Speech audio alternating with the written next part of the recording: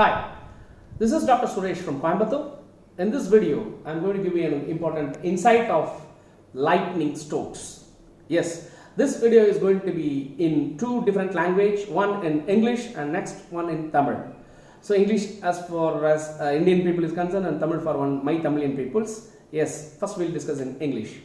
Yes, this lightning stroke is an AC signal or DC signal. Any answers? Guess. Some people will think it's AC or DC. Yeah, it is not AC, it is not DC, but a lightning signal is an impulse. You know impulse? When I say impulse, there will be a big threshold and it will have a very peak value and will slow, gradually it will come down and slowly it will get a steady state and go and it will decay off. So we cannot predict or we cannot fix any value for the amplitude. Each and every time if we get a stroke, lightning stroke, the impulse may be reaching the very high level or the level cannot be fixed, and it is not a DC supply or it is not an AC supply because AC is a replicated sine waveform. It is cyclic one, right? Wherein the amplitude and then the frequency is said to be a constant if it is AC system. And so far, if it is a DC system, it should have a constant potential. In lightning, we cannot say it will have a constant potential. So it will not be an AC system or it will not be a DC, it will be an impulse. So how lightning occurs? Everybody knows, right? Lightning occurs in between two different clouds because it is charged clouds. When the charged clouds come into contact with each other, then there will be a big discharge of charges which is called a lightning. This may occur between the clouds or then to the earth. And when it's occurring to the cloud to the earth, and that is called as electrostatic induction stroke. When it is happening in between the two clouds, and that is called direct strokes. Normally the temperature will be like about 30 degree Kelvin. It will also eject it will have a plasma in it, it will have a magnetic radiation in it, it will have a very big flash because the electron is moving very fast. It will have a very flash and followed by a thunder. This is what about the basic and fundamentals of lightning. Yeah.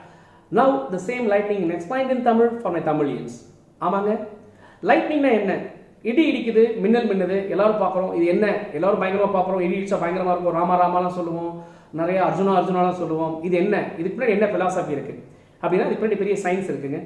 நம்மளை சுற்றி இருக்கக்கூடிய மேலே இருக்கக்கூடிய அந்த vacuum அல்லது ஆகாசம் சொல்கிறோம், இல்லை மேலே இருக்கக்கூடிய மேலே என்ன இருக்குன்னா ஒரு வெற்றிடங்கள் இருக்குது, நிறைய கிளவுட்ஸ் இருக்குது. அந்த கிளவுட்ஸ்குள்ளே அயான்ஸ்னு சொல்லுவாங்க, பாசிட்டிவ். ஏன்னா எனி ஆட்டம் இஸ் ஹேவிங், அது எந்த ஆட்டம் எடுத்துட்டாலும் அதுக்குள்ளே ஒரு புரோட்டான், நியூட்ரான் அப்படின்னு சொல்லி நம்ம எலக்ட்ரான் அப்படிங்கிற பார்ட்டிகல் நீங்கள் படிச்சிருப்பீங்க. இது எல்லா இடத்துலையும் இருக்கும்பொழுது ஒரு மேகக்கூட்டமும் இன்னொரு மேகக்கூட்டமும் ஒன்னோடு ஒன்று உரசுகின்ற பொழுது அப்படி வரும்பொழுது இதில் இருக்கக்கூடிய இந்த சார்ஜஸ் ஒன்று லிங்க் ஆகி டிஸ்சார்ஜ் ஆக ட்ரை பண்ணும். இந்த ட்ரை பண்ணும்போது இது பயங்கர ஃபாஸ்ட்டாக மூவ் பண்ணும். ரொம்ப எலக்ட்ரானுடைய ஃபாஸ்ட் வந்து பார்த்தீங்கன்னா கிட்டத்தட்ட வந்து ஒரு செகண்டுக்கு வந்து கிட்டத்தட்ட 2200 கிலோமீட்டர் அளவுக்கு ஃபாஸ்ட்டாக போகிற அளவுக்கு எலக்ட்ரான், அதாவது லைட்டோட 1% ஸ்பீடு வந்து எலக்ட்ரான் வந்து போகும்னு சொல்லி நான் ஒரு தியரியில் படிச்சிருக்கிறேன். எலக்ட்ரானுடைய ஸ்பீடு வந்து 1% ஆஃப் த லைட் அப்படிங்கிறப்ப நம்ம படிச்சிருக்கிறோம். அவ்வளோ ஃபாஸ்ட்டாக போகிறதுனால தான் அந்த ஃப்ளாஷ் லைட்டை நீங்கள் உணர்றீங்க. இது ஒரு கிளவுடும் அதாவது மேகக்கூட்டமும் மோது நடக்கலாம், அல்லது ஒரு மேகக்கூட்டம் பூமியோட வந்து தொடர்பு கொள்ளும் பொழுது இடையில வரக்கூடிய ஸ்ட்ரோக்காக இருக்கலாம். இதுதான் நம்ம லைட்னிங்காக பார்க்குறோம். இந்த முதல் லைட்டாக வரும், அப்புறம் வந்து அது ஒரு பெரிய தண்டர், அதை இடிக்குன்னு சொல்கிற பார்த்தீங்கன்னா அந்த லைட்னிங் ஃப்ளாஷ் வந்து பூமியில் வந்து அடையும் போது அது சத்தமாக நமக்கு வருது. இது வந்து பார்த்தீங்கன்னா ஏசி கரண்ட்டாக இருக்குமா டிசி கரண்ட்டாக இருக்குமாங்கிறது அடுத்த கொஷின். குறிப்பாக அதை வந்து இப்போ இன்ஜினியரிங் படிக்கிறவங்களுக்கோ அல்லது ஃபிசிக்ஸ் படிக்கிறவங்களுக்கோ இந்த பற்றின ஒரு சந்தேகங்கள் இருக்கலாம்.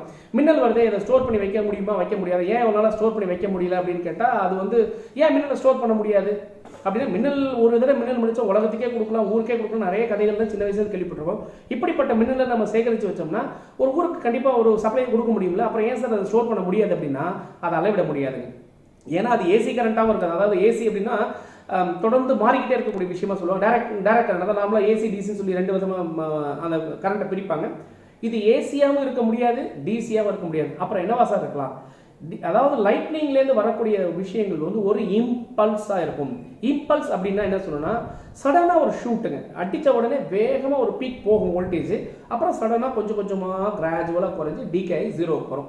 இந்த இம்பல்ஸ் அப்படிங்கிறது எப்படி வேணா இருக்கலாம். அப்போ லைட்னிங் மின்னல்லேருந்து வரக்கூடிய அந்த கரண்ட்னு சொல்லலாம், கலோக்கியில் சொல்லும்பொழுது, இல்லை அதில் கிடைக்கக்கூடிய அந்த சிக்னல் எப்படி இருக்கும்னு கேட்டிங்கன்னா அது ஒரு இம்பல்ஸ் சிக்னலாக இருக்குமே தவிர அது ஏசியும் கிடையாது, டிசியும் கிடையாதுங்கிறத இந்த வீடியோவில் நீங்கள் தெரிஞ்சுக்கோங்க. லைட்னிங்கில் அந்த இடி இடிக்கும் போது அதில் என்னென்னலாம் கிடைக்கும் அப்படின்னா, லைட் கிடைக்குது, டெம்பரேச்சர் கிடைக்குது, மேக்னெட்டிக் எனர்ஜி கிடைக்குது, பிளாஸ்மா கிடைக்குது, இவ்வளோ விஷயங்கள் இருக்குது. தொடர்ந்து பேசுவோம் இன்னும் ஒரு வீடியோவில். இதை பற்றி இன்னும் தெளிவாகும். நிறைய பேருக்கு இருக்க கேள்வி, இப்போ வந்து ஏசி கரண்ட் அடிச்சா ஷாக் அடிச்சா செத்து போயிடுவாங்களா, இல்லை டிசி கரண்ட் ஷாக் அடிச்சா செத்து போயிடுவாங்களா, எது ரொம்ப பவர்ஃபுல்லு, டிரான்ஸ்ஃபார்மரில் ஏன் சார் வந்து டிசி வந்து ஒர்க் ஆக மாட்டேங்குது, ஒரு 50 ஹெர்ட்ஸுக்கு டிசைன் பண்ண டிரான்ஸ்ஃபார்மர் 60 ஹெர்ட்ஸுக்கு யூஸ் பண்ண முடியுமா, இல்லை 60 ஹெர்ட்ஸுக்கு டிசைன் பண்ண ஒரு டிரான்ஸ்ஃபார்மர் 50 ஹெர்ட்ஸில் யூஸ் பண்ண முடியுமா, இந்த மாதிரி நிறைய கேள்விகள் இருக்குது. உங்களுக்கான கேள்விகளுக்கெல்லாம் தொடர்ந்து பதில் அடுத்த வீடியோவில் வந்துகிட்டே இருக்குது. தொடர்ந்து பேசுவோம், இணைந்திருங்கள். அதுவரை உங்களிடம் விடைபெறுவது Suresh. We will see in the next videos. Until then, bye bye from Suresh. See you.